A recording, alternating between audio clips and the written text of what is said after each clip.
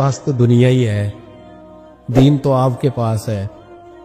जब ये जवाब दिया तो हजरत सालिम चलने लगे और चलते चलते फरमाने लगे, जा अपना काम कर, दुनिया तो मैंने उससे कभी नहीं मांगी जिसने दुनिया बनाई है, मैंने उससे नहीं कभी मांगी, तो तू क्या हैसियत रखता है? मैंने तो उससे भी जब भी मांगा है या उसका कुर्ब मांगा है या उसके रसूल की गुलामी मांगी है, तो उससे नहीं मांगता जिसने बनाई है, तू क्या दे सकता है? तेरी क्या हैसियत है? तो भाई उन लोगों ने करीब फटकने नहीं दिया, उनके करीब ये चीज आई नहीं, बेनियाज लोग थे, तवज्जो ही नहीं थी।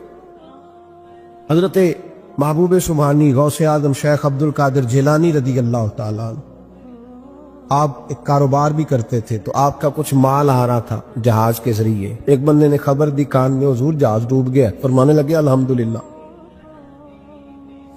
अल्हम्दुलिल्लाह। डूब गया जनाब, यहां जहाज डूब जाए तो बंदा भी डूब जाता है। कहते हैं साहब इंतकाल कर गए, 10 लाख का नुकसान हो गया, माल डूब गया पूरा जहाज ही। फरमाया अल्हम्दुलिल्लाह, और तुमने जल्दी की खबर देने में मैं सबक पढ़ा रहा था, क्यों मुझे दखल अंदाजी दी तुमने मेरे काम में, क्यों दखल अंदाजी की? सब अल्हम्दुलिल्लाह।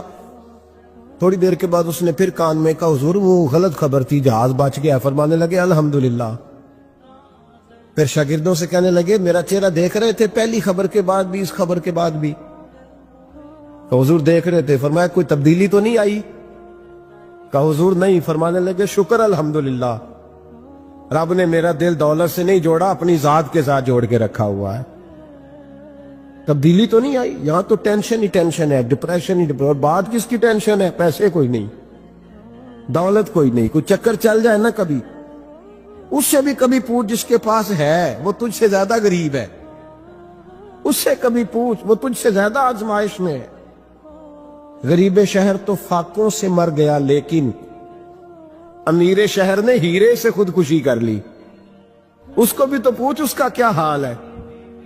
दानशमंदा दा कम नाही, दिल दुनिया न लाना, इस वोटी कई खामद कीते, ते जो कीता सो खाना।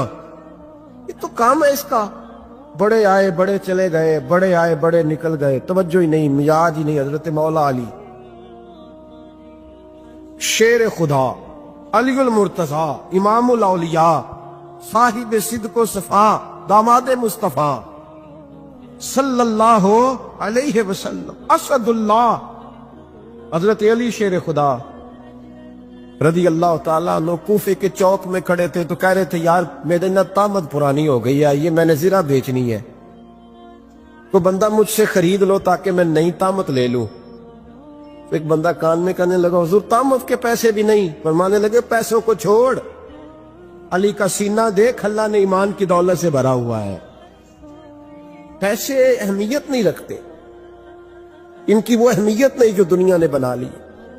फरमाया जरूरत नहीं थी, अब जरा एहसास हुआ है कि ज्यादा ही फट गया है, पर्दा नहीं सही तरह पूरा करता, तो मैंने कहा चलो जीरा बेच के नया ले ले। जरूरत नहीं, मिजाज नहीं, तबीयत नहीं, उन्होंने माहौल नहीं बनाया। हमारे तो हद हो गई, इतना बुरी हालत है कि ना काबिल बर्दाश्त। हजरत उमर फारूक रजी अल्लाह ताला अन्हु सहाबा ने मस्जिद नबवी में बैठ के मीटिंग की।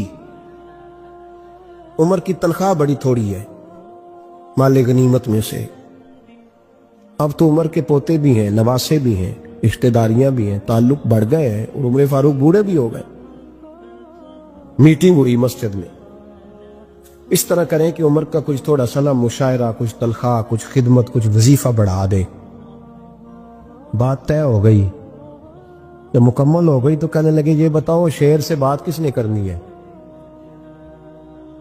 उधर जाएगा कौन, पहले उसका नाम तो बताओ, वहां जाएगा कौन? तो उन्होंने कहा ये तो हमने सोचा ही नहीं, बात तो बड़ी तगड़ी है, उमर से कौन बात करेगा, यहां जितना मर्जी तगड़ा पीर हो, आप नजराना लेके जाए, मसला ही कोई नहीं। अभी किसी को कहना पड़ा है, कहते हैं जनाब कौन बात करेगा? तो एक सहाबी कहने लगे कि हजरत उमर रदी अल्लाह ताला अन्हु की जो साहिबजादी है ना, हजरत अफसा रदी अल्लाह ताला अन्हा, वो उम्मुल मोमिनीन भी हैं, हुजूर अलैहिस्सलाम की ज़ौजा है, मोमिनों की माँ है। उनसे कहते हैं, और उनके والد بھی ہیں. تو حضرت حفصہ سے کہا تو جناب حفصہ چل کے گئیں حضرت عمر کے پاس. جا کے کہا ابا جی ایک بات کرنی تھی. انہوں نے کہا بیٹے کرو. تو ان کو بھی پتا تھا نا جاہو جلال کا. کہنے لگے ابا جی مسجد نبوی میں صحابہ کی میٹنگ ہوئی ہے. ایک ہی محلے میں ایک ہی شہر میں لوگ رہتے ہیں تو ایک دوسروں کی خرچوں کا ضروریات کا پتہ ہے. کہتی ہے میں نے پس منظر سارا کر کے بات کی. میں نے کہا سب کو پتہ ہے کہ آپ کے خرچے بڑے بڑھ گئے ہیں. تو مجھے نا انہوں نے حضور کی زوجہ سمجھ کے قابل احترام سمجھ کے میری ذمہ لگایا ہے کہ تھوڑے سے پیسے آپ کے بڑھانے ہیں. تو حضرت عمر فاروق رضی اللہ تعالیٰ عنہ کی صاحبزادی کہتے ہیں عمر کو اتنا جلال آیا کوٹ کے کھڑے ہو گئے. کہنے لگے حفصہ ان لوگوں کے نام بتا. میں انہیں دروں سے ماروں گا اور اس طرح ماروں گا کہ ان کی کمر پہ نشان پڑے, ان کی کمروں پہ نشان پڑے. اس انداز میں درے ماروں گا کہ مجھے زخم نظر آئے. کہا ابا جی اتنا جلال کس بات کا, سادی سی بات ہے. تو سیدنا عمر فاروق رو پڑے. کہنے لگے سادی سی بات ہے, میرے لیے مسجد نبوی میں بیٹھ کر میٹنگ ہوتی رہی کہ عمر کو دولت دینی ہے. لوگوں نے یہ مجھے سمجھ لیا مسجد نبوی میں بیٹھ کر میرے لیے یہ میٹنگ ہوتی رہی کہ عمر کو پیسے دینے ہیں, اس کو دولت کے ساتھ ہم نے نواز رہا. مسجد نبوی میں میرے لیے کس کو یہ جرت ہوئی؟ فرمایا حفصہ کاش کہ تو میرے پاس پیغام لے کے نہ آتی, کوئی اور آتا اور پھر میں اسے دروں سے مارتا. حضرت حفصہ کہتی ہے میں خاموش ہوئی تو میری طرف دیکھ کے فرمانے لگے بتا نا. تو نبی پاک کے گھر میں رہتی تھی, میرے مصطفیٰ کا طریقہ کیا تھا, کرنا بات اس طریقے پہ میرے ساتھ گفتگو کر. حضرت حفصہ کہتی میں رو پڑی. میں نے کہا ابا جی غلطی ہو گئی, آئندہ نہیں کروں گی. بھائی معیار بنایا ہوا تھا. آپ یقین کریں ہمارے تعلقات آپ شادی پہ دیکھ لیں, جو غریب رشتہ دار ہے اسے کون منانے جاتا ہے, لیکن ساری برادری کٹھی اس کے دروازے پہ بیٹھی ہے, جس نے آنا ہے تو کچھ لے کے آنا ہے. ہر چیز دولت میں تلے گی, معیار ہی دولت بن گیا ہے, مقصود ہی دولت بن گیا ہے. اس پیسے نے, اس دنیا داری نے, دنیا دار پجاری زردے کتیاں دے گل ٹلی ہو, اتنا سخت رویہ لوگوں نے اپنا لیا, رشتوں کا تقدس نہیں رہا. ایک مجلس میں نے ایسا رنگ بھی دیکھا, ایک ایسا شخص جسے میں ذاتی طور پہ جانتا ہوں کہ عالم بھی ہے, پرہیزگار بھی ہے, نیک بھی ہے, وہ بھی بیٹھا تھا اور اس کے ساتھ ایک سیٹھ بھی بیٹھا تھا. لیکن جو لوگوں کا عقیدت کا رشتہ اس درویش کے ساتھ ہونا چاہیے تھا وہ سیٹھ کے ساتھ تھا. تو میں غور کر رہا تھا کہ یار قوم کا ذہن کس طرح کا ہو گیا. صرف اس کے ہاتھ میں پیسے, جو دولت مند ہے اس آدمی کی درویشی بھی گئی, علم بھی گیا, تقوی بھی گیا. صرف پیسے نہیں ہے اس کے پاس تو وہ کونے میں لگا ہوا ہے اور اس سے لوگ بچ بچ کے سلام. اور میں کہا کرتا ہوں عقیدت کا پتہ چلتا ہی تب ہے جب اجتماع ہوتا ہے.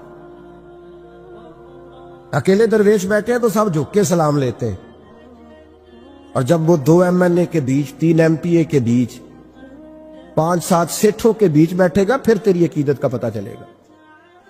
پھر پتہ چلے گا تیرا اللہ کے بندے سے رشتہ کس طرح کا ہے اور دولت کے بندے کے ساتھ رشتہ کس طرح. ہمارے رویوں کے اندر یہ فرق ہے کہ ہم اس وقت آدمی کو تولتے ہیں کہ اس کے پاس دولت کس طرح کی ہے. اگر کسی گھر میں بگڑے بچے سنور جائے نا تو روٹی تھوڑی بھی ہو تو گزارا ہو جاتا ہے. اگر گھر والے اخلاقاً اتنے اعلیٰ ہوں, ایک دوسرے سے پیار کرتے ہوں تو تھوڑے پیسوں پر بھی وقت گزر جاتا ہے. رسول پاک کا دل دھڑکتا تھا. کس لیے؟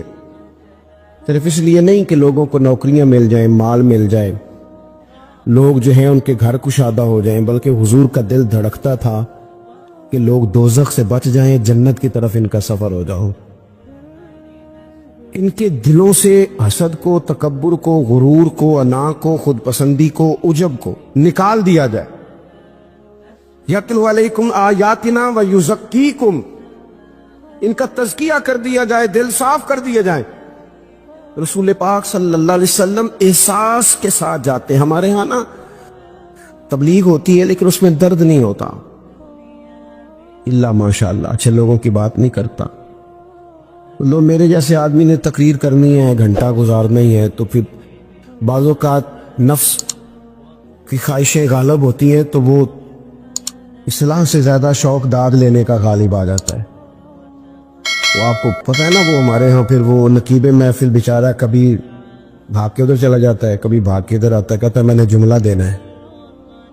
اب وہ ایسے لگتا ہے جملہ نہیں دینے لگا, کوئی ایٹم بم دینے لگا ہے, جس میں اتنی اسے پریشانی کہ جملہ کہنے لگا, اسے سنبھال کے رکھنا, ضائع نہ کرنا, یہ نہ کرنا. وہ تو جملہ رہنے دے, تو آیت دے ہمیں کوئی قرآن پاک کی, تو ہمیں کوئی حدیث پاک سنا, تو اس حدیثی بات کر, یہ تو مطلب. اور پھر وہ داد کا اتنا شوق کہ جب تک سارے ہاتھ نہ کڑھیں, جب تک شمال جنوب والے نہ بول پڑیں, تب تک بات نہیں ہوگی. یہ کیسی بات ہوئی؟ اصلاح کے اندر تو آپ کا درد آپ کی زبان سے زیادہ اثر رکھتا ہے.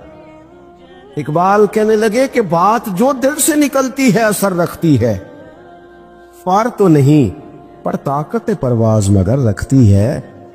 وہ تو اڑتی ہے, وہ تو اس کی تو پذیرائی ہوتی ہے. اگر بات دل سے نکل رہی ہے تو عزیز بھائی یاد رکھیے گا, حضور سید عالم علیہ السلام درد دل کے ساتھ دعوت دیتے لوگوں.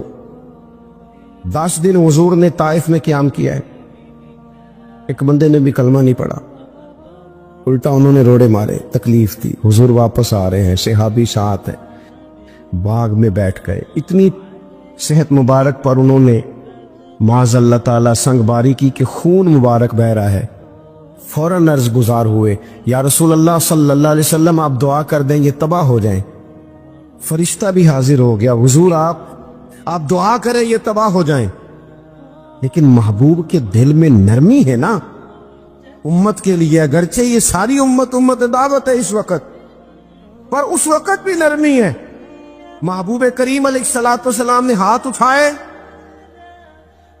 صحابی کہتے ہیں میرے دل میں خیال آیا اب یہ تباہ ہو ہی, میری طرف دیکھیں جی, اب یہ تباہ ہو ہی جائیں گے, اب کوئی نہیں بچا سکتا انہیں تباہ ہونے سے. لیکن حضور نے کیا کہا اے اللہ انہیں ہدایت دے دے, انہیں پتہ ہی نہیں یہ کیا کر رہے ہیں. فوراً عرض کی یا رسول اللہ ایک نے بھی کلمہ نہیں پڑھا, ایک نے بھی کلمہ نہیں پڑھا. کبھی پتھر مارنے کے والے کے لیے بھی دل میں احساس ہوتا ہے. ہمیں تو کسی نے کچھ بھی نہیں کہا, کوئی گالی نہیں دی, کچھ نہیں کہا, پر ہم سخت کیوں ہیں بھلا؟ وہ ہمارے پیچھے نہیں چلتا ہاتھ باندھ کے, جی میں ہاں نہیں ملاتا. ہمارا دن اس کے لیے سخت ہے. 2 ہی تو بندے ٹھیک ہے دنیا میں, ایک میں ٹھیک ہوں اور ایک جو میری ہاں میں لائے پوری وہ ٹھیک ہے. دونوں ہاتھ باندھ کے پیچھے چلے, تیسرے کو میں کیسے ٹھیک ہونے دیتا ہوں؟ میرا مزاج ہی نہیں. اللہ ماشاءاللہ ہماری طبیعت ہی نہیں ہوتی ایسی. خدا کے بندو, جب دل کشادہ ہو, طبیعتیں کھلی ہوں, پھر اس طرح کا تھوڑی مزاج ہوتا ہے. کریم محبوب صلی اللہ علیہ وسلم سے عرض کی حضور ایک نے بھی نہیں کلمہ پڑھا, اور پھر بھی آپ کے دل میں اتنی وسعت ہے, آپ ہدایت کی دعا کر رہے. 10 دن لگائے, ایک شخص بھی نہیں آ رہا. تو محبوب کیا فرمانے لگے؟ کریم فرمانے لگے مجھے پتا انہوں نے تکلیف دی ہے, ایک نے بھی کلمہ نہیں پڑھا, جلدی نہ پریشان ہو جایا کریں. کچھ لوگ جلدی کچے جملے بوئے, ساری قوم نہیں ٹھیک ہو سکتی جی, ایس ملک دا کچھ نہیں ہو سکتا جی, یہ نہیں ٹھیک ہو سکتے, فلانے نہیں ٹھیک ہو سکتے. شکوہ ظلمت شب سے تو کہیں بہتر تھا, اپنے حصے کی کوئی شمع جلاتے جاتے. اللہ کے حبیب صلی اللہ علیہ وسلم سے عرض کی یا رسول اللہ صلی اللہ علیہ وسلم ایک بھی نہیں مانا, اور آپ نے پھر ہدایت کی دعا کی. تو یہ میرے محبوب کا امید کا طریقہ ہے. کریم فرمانے لگے اگر آج یہ نہیں مانتے تو پھر بھی تباہی کی دعا نہیں کرنی, یہ نہیں مانتے تو ان کی آنے والی نسلیں مان جائیں گے لوگ. اپنے دل میں جب آپ نرمی لے آتے, ہمارے نا سینکڑوں نوجوان گناہوں میں چلے گئے ایک علاقے سے. جو آدمی گناہ میں مبتلا ہوتا ہے نا, وہ سخت تکلیف میں ہوتا ہے. انسان کو جو چیز سب سے زیادہ ستاتی ہے وہ اس کی اپنی غلطیاں ہوتی ہیں. حدیث میں فرمایا ما حاک فی صدرک، کھٹکتا ہے سینے میں، چبھتا ہے گناہ. یہ تکلیف دہ معاملہ ہوتا ہے، تڑپتے ہیں لوگ، سسکتے ہیں. لیکن روایتی انداز سارا جب ہماری مجالس اور محافل میں ہو جاتا ہے، کوئی نہیں وقت دینے والا، پیار کرنے والا، تھپکی دینے والا، بازو تھام، کوئی نہیں. ایک تقریر وہ ہے جو میں آپ سے کرتا ہوں، بس ٹھیک ہے گھنٹہ گزارنا ہے، تو وہ بھی کئی میری طرح کے لوگ ہیں جو جمعرات کو فیصلہ کرتے ہیں سویرے کیا بیان کرنا ہے.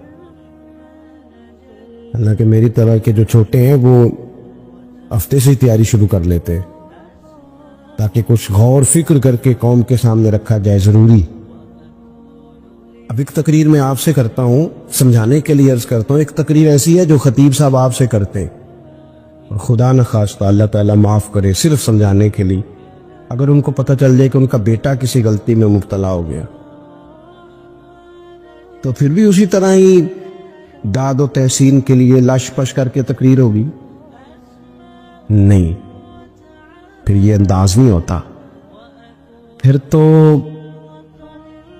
بچہ کو سامنے بٹھا کے باپ اپنی پگڑی اس کے پیروں میں رکھتا ہے، پھر تو ماں دوپٹہ پیروں میں رکھتی ہے، کہتے پتر میری کمائی نہ اجاڑ دینا. اور نہ پتہ چلا تو سگریٹ پینے لگ گیا، خدا خیر کرے، تیری مہربانی. سوتا نہیں، اس کا چہرہ پریشان ہے. اب بات آئی ہے نا، اب یہ وقت آیا تبلیغ کا، اصلاح کا. اسے منت کر کے سمجھایا، اس کو گزارش کی. اس نے کہا ابا جی غلطی ہو گئی تھی، آئندہ نہیں کرتا. پوری اس نے تسلی دی، پھر بھی نہیں سوتا. بچہ تو وعدہ کر کے چلا گیا، پھر بھی نہیں سویا. وہ اپنے کمرے میں چلا گیا اور اس نے مصلی بچھا لیا. کہا یا اللہ یہ میری عمر کی کمائی ہے، مالک اسے ہدایت دے دے.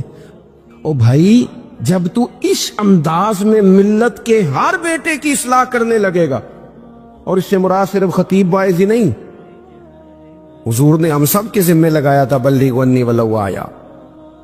ہم سب کی ذمہ داری ہے لوگوں کے لیے، لوگوں کو قائل کریں. مجھے بتاؤ اپنی ذات کے حق میں قائل کرنا ہو تو کرتے ہیں کہ نہیں؟ ہوتا ہے نماز کی دعوت ہم کیسے دیتے ہیں؟ ہم کہتے ہیں پڑھ لیے کر نماز، اتنے پیسے کہاں لے کے جائے گا. یہی دعوت ہوتی ہے نا. وہ کہتا ہے تو نے اپنی قبر میں جانا اور میں نے. یہ تو ہے ہمارا دین کے حق میں. اور محفل میں آنا اگر ٹائم ملا تو ٹھیک، یہ ہے دین کے حق میں. اور جب اپنی باری آئے، کسی سے 50,000 روپے چاہیے تھے، فون کیا اس کو، ملنا تھا، وہ کہتا حکم کرے. کہتے نہیں ٹیلی فون والی بات نہیں. کہتے میں تو 2 بجے ملوں گا، تو 2:30 بجے مل، پر میں مل کے کر دی. پھر جاتے ہی اس سے 50,000 مانگا نہیں، پہلے منت کی، دکھ سنایا، پھر اسے ثابت کرایا کہ تیرے علاوہ دینا بھی کسی نے نہیں، سارے غلط بندے ہیں، تو ٹھیک ہے معاذ اللہ. پھر اس کو یہ بھی ثابت کرایا وقت پہ واپس کر دوں گا. اتنی ساری گزارش کر کے رو دھو کے جب وہ پورا قائل ہو گیا تو آخر میں کہا مجھے 50,000. صحیح کہہ رہا ہوں؟ ہاں نہ تو کرو نا، کرو ہلکا سا ایسے ایسے تو کرو نا. ہوتا ہے کہ نہیں ایسے؟ او بھائی اپنے حق میں قائل کرنا تھا تو تجھے سارا طریقہ آتا تھا، اور رب و رسول کے حق میں قائل کرنے کا تجھے طریقہ ہی نہیں آتا. تجھے پتہ ہی کوئی نہیں کہ کیسے قائل کرنا ہے. اپنے لیے تو نے قائل مائل کرنا تھا، سارا پتا تھا، سب خبر تھی کیسے منانا ہے. اور کسی کو مسجد کے لیے منانا تھا تو کہتا جی میری کو مانتا ہی نہیں، میری کون سنتا ہے. آپ جب تک اس درد سے، زازان نام کا ایک گویہ تھا بغداد میں، گاتا تھا، آواز بڑی سریلی تھی، بڑے لوگ اس کے گرد جمع ہو جاتے. حضرت عبداللہ ابن مسعود رضی اللہ تعالیٰ عنہ، حضرت عبداللہ ابن مسعود، یہ وہ خوبصورت